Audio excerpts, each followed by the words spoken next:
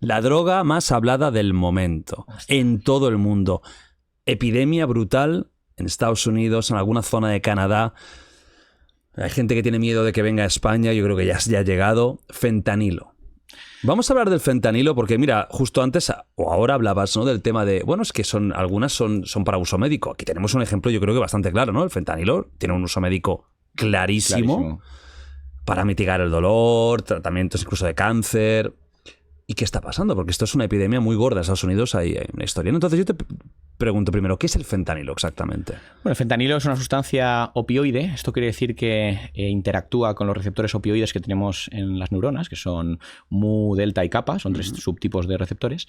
Y esta interacción con estos receptores produce una serie de efectos en el cuerpo, pues que son muy valiosos para la medicina, ¿no? Por ejemplo, analgesia, supresión de la tos, pueden cortar diarreas porque reduce la motilidad intestinal. Entonces, bueno, siempre han tenido un uso en medicina desde tiempos inmemoriales, porque de hecho el opio se usaba, por ejemplo, el láudano era la forma como más habitual de adquirir opio en las farmacias y estuvo en uso, vamos, desde el siglo XV, si no me equivoco, que Paracelso, el gran alquimista, padre de la farmacología moderna, es el que descubrió que disolviendo opio en alcohol podía obtenerse una forma como fácil de dosificar de opio para que la gente tomase gotitas, y eso fue la creación del láudano, que estuvo en farmacias durante muchísimos siglos, hasta hace relativamente poco, y se usaba para todo, o sea, todo tipo de dolores, todo tipo tal. Y mucha gente tenía adicción a ello. Claro, sí. Unas gotitas de láudano para esto, unas gotitas de láudano para lo otro, ¿no? Valía para todo, ¿no? Entonces, los opioides son sustancias que tienen esa peculiaridad de activar esos receptores, y en concreto el fentanilo es un opioide sintético. Esto quiere decir que no es un opioide que encontremos en la naturaleza, sino que es un opioide que ha creado el hombre en laboratorio, emulando, digamos, las estructuras de las moléculas opioides naturales, ¿no? Como puede ser la morfina, como puede ser la codeína, la teabaína, la papaverina. Pues todas estas sustancias, al final, pues hay formas de jugar con la molécula, cambiarle tal, cambiarle cual, y hacer pues que sean más potentes o menos potentes. Concretamente, el fentanilo tiene una potencia que es unas 100 veces superior, potencia farmacológica, unas 100 veces superior a la de la morfina y unas 50 veces superior a la de la heroína. Es decir, es muy potente objetivamente, pero no es el más potente, ¿eh? Tenemos también el carfentanilo, que es 10.000 veces más potente. Carfentanilo. Que eso que te lo tomas y mueres. Depende de la dosis, como todo, porque si te lo dan en un hospital bajo un control adecuado y demás, puede ser súper útil para tratar dolores muy heavy, aunque yo creo que el carfentanilo en particular creo que no se utiliza en humanos, se utiliza sobre todo en grandes mamíferos. Lo típico que lleva el dardo que sí, duerme, ¿no?, al elefante y tal. Vale, ese es el carfentanilo. De hecho, el carfentanilo, si no me equivoco, lo venden en la propia caja con su antídoto, con la naloxona. Pues acaso hay cualquier accidente que tú puedas en el momento inyectarte naloxona, que he traído un poco para enseñarte si quieres. Ahora lo veremos, sí, tanto. Entonces, el fentanilo es un opioide. Sí. El fentanilo o los opioides, ¿tienen algo que les haga intrínsecamente adictivos? Sí. O sea, tienen algo que ya por su propia constitución es adictivo a nivel fisiológico. Efectivamente. ¿Y qué es lo que te vuelve adicto de los opioides? Pues sobre todo que liberan grandes cantidades de dopamina en el núcleo accumbens, que es una región cerebral muy relacionada con el refuerzo y con repetir cosas, ¿no? Es decir, cuando tú comes, cuando tú tienes sexo, cuando tú llevas a cabo comportamientos que tu cerebro entiende que son valiosos para tu supervivencia y que tienes que repetirlas en el futuro, te premia, digamos, con una gran liberación de dopamina, de bienestar y demás. Y ese proceso de construcción del refuerzo lo activa de forma muy, muy, muy heavy, muy fuerte, esta sustancia, ¿no? El fentanilo o cualquier otro opioide, ¿no? Entonces son sustancias que son muy adictivas fisiológicamente, pero también lo son psicológicamente, porque cuando una persona tiene dolor, no hay cosa más adictiva que algo que te lo pueda quitar. O sea, si tú tienes dolor, o sea, el dolor es la cosa más horrible en cuanto a huir de algo. O sea, si tienes que huir de algo, huye del dolor, ¿no? Y al final la gente que tiene problemas crónicos, que tiene dolores, que está en un postoperatorio, que ha tenido un accidente, pues necesita quitarse ese dolor de encima, ¿no? Entonces, cualquier cosa que te lo quite, pues lo lógico es que al final pues acabes usándolo a mucho, sobre todo si el dolor no desaparece, porque lo ideal de los opioides es que sirvan para tratar dolores de forma aguda, ¿no? Es decir, en el momento, pero de cosas que se puedan curar luego para que la persona no tenga que estar tomándolos toda la vida. Pero el problema es que tenemos enfermedades que todavía no se sabemos curar, ¿no? Cuando una persona tiene un dolor crónico... Pues, sí, fibromialgia... Efectivamente, ahí pues es que las opciones terapéuticas para el dolor son muy pocas. Entonces, al final, no queda más que administrar esta sustancia y muchas veces, o esta sustancia, o otros de la familia, ¿no? De opioides o mórficos, que al final, pues lógicamente sabemos que la persona se va a enganchar a ellas, pero es que tampoco hay otra opción. La otra opción es que la persona sufra sin sentido. Claro, pero la mayoría de gente que está enganchada al fentanilo no son personas que vienen del mundo médico, sino que son drogadictos que han encontrado el fentanilo, y estamos viendo ciudades zombie en Filadelfia, Estados Unidos, tremendas, ¿no? ¿Qué hace el fentanilo? Tú imagínate que ahora aquí hubiera fentanilo. Para empezar, el fentanilo, la gente que está en la calle, ¿no? Vamos a decir, los ya que están yonkis a ella, ¿cómo se toma? ¿Se inyecta? ¿Se inhala? ¿Se come? ¿Se traga? ¿Cómo se...? Primero decir que no toda la gente que llega al fentanilo llega claramente por haber empezado a tomar fentanilo, porque creo que esto es algo que se está hablando mucho últimamente, pero creo que ese es un pequeño error que se produce en el discurso muchas veces, ¿no? Y es porque tenemos que tener en cuenta que el fentanilo, la forma en la que entró en el mercado de drogas ilegales fue como un adulterante. O sea, en un principio, lo que sucedió, y esta historia la conocerá ya mucha gente porque se ha hablado mucho efectivamente en estos últimos meses, ¿no? Pero hubo durante unas décadas una sobreprescripción muy exagerada en Estados Unidos de opioides en el entorno médico. Eso, fundamentalmente uno que se llamaba oxicodona, que se vendía como Oxycontin, era el nombre comercial, y una casa farmacéutica detrás, Purdue Pharma, que estaba pues sobornando, digamos, o llevando a cabo una serie de malas prácticas con los médicos para que prescribiesen mucho su fármaco, y consiguió además también alterar las guías clínicas para que el uso de estas sustancias fuese como más común, y de hecho puso en duda incluso la adictividad de estas sustancias, ¿no? Las vendía como que no eran tan adictivas. De hecho, daba mucha financiación a aquellos médicos que dudaban de la adictividad de esto. Entonces, bueno, pues manipulando claramente. La industria a veces manipula la ciencia, y bueno, pues es algo que lo vemos constantemente, ¿no? Pasa mucho también con el tema de las petroleras y el dióxido de carbono y tal y cual, y las tabaqueras en su momento con el cáncer. Lo que pasó también es que esto caló mucho, y de pronto durante un montón de tiempo en Estados Unidos estuvo prescribiendo de una forma bastante masiva opioides para todo tipo de dolores, ¿no? Esto generó una base ya de gente bastante enganchada, digamos, a estas drogas, ¿no?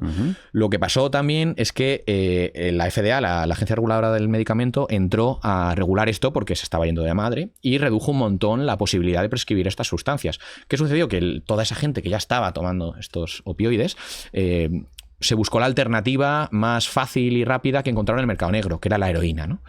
Entonces la heroína fue como muy demandada durante algunos años, y esto produjo una escasez en el mercado de heroína de Estados Unidos. En el mundo de las drogas, cuando hay una escasez, hay un problema, porque la demanda de drogas generalmente es inflexible, es inelástica, es decir, la gente va a seguir demandándolas, ¿no? No acabas con el consumo de drogas por el hecho de quitar la sustancia. Entonces, ¿qué pasó? Que los cárteles que estaban distribuyendo la heroína empezaron a utilizar fentanilo, que era muy potente, y lo diluían en otra sustancia, y creaban una especie como de sucedáneo de heroína, ¿no? Entonces, mucha de la gente que estaba tomando heroína en esos años, en realidad estaba tomando fentanilo diluido con cualquier sustancia inerte, azúcar, lo que sea. Se pinchaba. Se inyectaba, se fumaba, porque la mayoría de las sustancias psicoactivas se pueden consumir por casi todas las vías, ¿no? Otra cosa es que la costumbre nos lleve a hacer una o a hacer otra, ¿no? En el caso de los opioides en particular, la imagen como más estereotipada es la de la persona que se pincha, ¿no? Jeringuilla. Pero en la realidad, los opioides se pueden snifar, se pueden tomar por vía oral, se pueden tomar por vía sublingual, se pueden tomar en parches, transdérmica, ¿no? Que hay mucha gente que utiliza parches de fentanilo en concreto, porque así dura todo el efecto todo el día, pero es uso médico. O sea, se puede consumir por todas las vías posibles, ¿no? Lo más habitual en el caso del fentanilo, yo creo, bueno, también se puede fumar, y el fentanilo creo, no estoy seguro, pero creo que también se fuma, pero sobre todo se inyecta mucho en Estados Unidos ahora mismo, y se snifa. Es como lo más habitual, lo que más se ve, ¿no? También se puede tomar por vía oral, pero la vía oral es más lenta, menos gratificante, ¿no? La persona busca potencia, ¿no? Y para la potencia, la oral no está... sobre todo inyectado y nasal, o fumado, también fumado, la platita esta que se ve mucho. Sí, todo lo que sea los alveolos, ahí sí, va más rápido. Ese impacto fuerte. Aunque el esnifado es a través de las mucosas, pero es bastante rápido igualmente. Es igualmente rápido. Es bastante rápido, sí. ¿Qué es lo que sientes?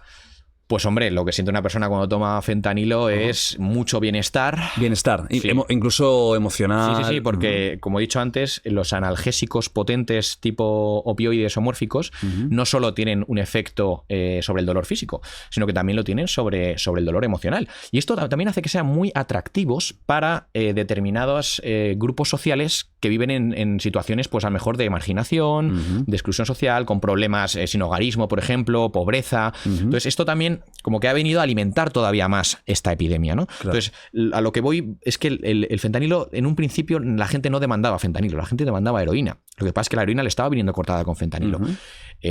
poco a poco lo del fentanilo se fue sabiendo más y entonces ya llegó un momento en el que muchas personas que ya llevan muchos años tomando lo que creían que era heroína y en realidad era fentanilo, pues ya directamente saben que están tomando fentanilo y ya incluso demandan ese fentanilo, ¿no? Es decir, al final se ha convertido en esa sustancia atractiva para ese tipo de problemas sociales en algunos casos. Y de hecho esto es una de las cosas que hace que, por ejemplo, Estados Unidos, que es un país que tiene una gran desigualdad social, que tiene mucha pobreza, que hay mucha gente sin hogar, tenga esta epidemia tan candente, tan enorme, y luego otras zonas, como por ejemplo puede ser la Unión Europea, en la cual no tenemos un estado, digamos, tan desigual, sino que hay un estado mucho más social, en el cual pues no hay la pobreza no es tan acuciante, no hay tanta gente viviendo en la calle, pues todavía no hayamos visto epidemias de opioides tan enormes como la que se está viviendo en Estados Unidos ahora mismo. Pero bueno, toco madera porque estas cosas pues nunca se sabe cuándo puede cambiar. De hecho, es curioso porque el propio director científico de la Agencia Europea de Drogas, Paul Griffiths, dijo hace unos meses que aunque pudiese parecer paradójico, lo que nos estaba protegiendo en Europa del fentanilo era la heroína, porque aquí tenemos heroína bastante abundante y entonces una persona que puede elegir entre heroína y fentanilo en un estado, digamos, un consumo problemático, no estoy hablando de nivel hospitalario, va a preferir la heroína. La heroína es más euforizante, es más segura a nivel del cuerpo. No es nada segura objetivamente hablando, pero sí, es más mira segura. Que la heroína tiene tela. Claro, porque o sea, el fentanilo es durísimo. Muy peligroso, sí. Muy peligroso. O sea, el fentanilo da placer, da tranquilidad, ¿no? Te adormece los sentimientos, te deja como atontado. Dices que la heroína es más... te da más, como algo más exultante, ¿no? Es parecido, pero es más fácil alcanzar euforia, ¿no? Vale. El problema además del fentanilo es que para llegar a la euforia de la heroína, a una euforia equivalente, te acercas mucho más a la dosis letal. Vale. Entonces, una persona que viene de tomar heroína y que se pone a tomar fentanilo y que quiere sentir lo mismo que con el fentanilo, se va a jugar la vida. Va a estar jugándose mucho más la vida que con la heroína. Zombies. Una de las cosas que el fentanilo es más visible es porque, y son imágenes impactantes que con la heroína no se habían visto, ¿no? Calles llenas de zombies por la calle, personas de pie, caminando, bueno, un estado, bueno, que es difícil incluso de describir, o paradas. Luego la epidemia zombie, ¿no? Que se ha dicho, ¿por qué? ¿Por qué con esta droga en concreto estamos viendo este tipo de escenas? Es que el sistema opioide está relacionado con un montón de funciones neurológicas y un montón, entre ellas, una de ellas también es el propio movimiento del cuerpo, ¿no? Entonces, tanto es así que cuando una persona toma una dosis muy elevada de opioides, lo que suele pasar es que deja de respirar. O sea, tenemos una serie de receptores que se encargan de decirnos, oye, respira, que ya hay mucho dióxido de carbono en tu sangre y tienes que coger oxígeno, bueno, tienes que liberar ese dióxido y coger oxígeno, ¿no? Y cuando tomamos drogas opioides en dosis altas, ese reflejo respiratorio se bloquea. De hecho, las muertes por sobredosis de fentanilo, heroína, morfina es un paro... son una parada respiratoria. O sea, la persona deja de respirar. De hecho, te pones azul, es lo que se llama cianosis, ¿no? Se te ponen los labios morados, la comisura de los labios también, la punta de la nariz, los dedos, te vas poniendo morado porque estás respirando muy poquito y tu cuerpo está asfixiando, ¿no?